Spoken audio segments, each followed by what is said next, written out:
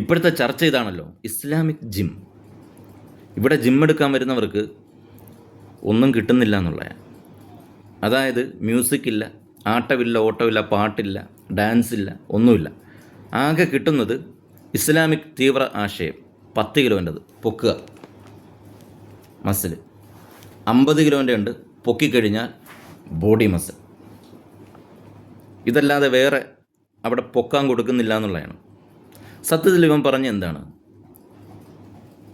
മുസ്ലിം സഹോദരിമാർക്ക് ശരീരഭാഗങ്ങൾ മറച്ചുകൊണ്ട് അവർ ആഗ്രഹിക്കുന്നത് പോലെ ഇവിടെ വന്ന് ജിമ്മെടുക്കാം എന്നാണ് അവൻ പറഞ്ഞത്.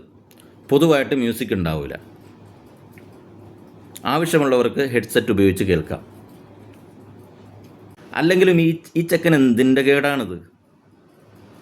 എൻ്റെ പൊന്നുമോനെ, പാറ്റയെ കണ്ടാൽ പോലും പേടിച്ച് വിറക്കുന്ന ഒരു വിഭാഗം നമ്മുടെ രാജ്യത്തുണ്ട്. അവർക്കൊക്കെ നിൻ്റെ ഈ ഒരു തീരുമാനമൊക്കെ ദഹിക്കാൻ ഇച്ചിരി പ്രയാസമാണ്. ഇതിന്റെ പിന്നിൽ വലിയ തോതിലുള്ള മുൻ സംഭവങ്ങൾ ഉണ്ടായിട്ടുണ്ട്. ഇത് അത്ര നിഷ്കളങ്കമായ കാര്യമല്ല എന്നുള്ളത് കൊണ്ട് തന്നെ ഇനിയിപ്പോൾ ഇതിൽ നിഷ്കളങ്കത ഉണ്ടോ ഇല്ലയോ എന്ന് അന്വേഷിക്കുന്നതിന് മുന്നേ തന്നെ ഈ സാധനത്തെ നമ്മൾ എതിർക്കണം. അതെ, ഇത് നിരോധിക്കണം. കാരണം എന്താ അറിയോ? രാജ്യദ്രോഹ പ്രവർത്തനമാണ് അവിടെ പഠിപ്പിക്കുന്നത്, അവിടെ ചെയ്യുന്നത്. ഇതൊരു കാരണവശാലും വെച്ചു ഉറപ്പിക്കാൻ പാടില്ല. രാജ്യദ്രോഹ പ്രവർത്തനമാണ്. അതെ, നിരോധിച്ചേ പറ്റൂ.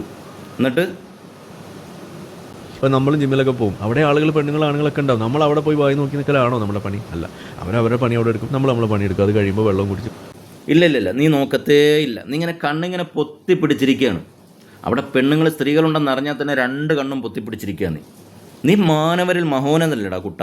നീ നോക്കുവോ? ഇല്ല, ഞങ്ങളാരും വിശ്വസിക്കാൻ.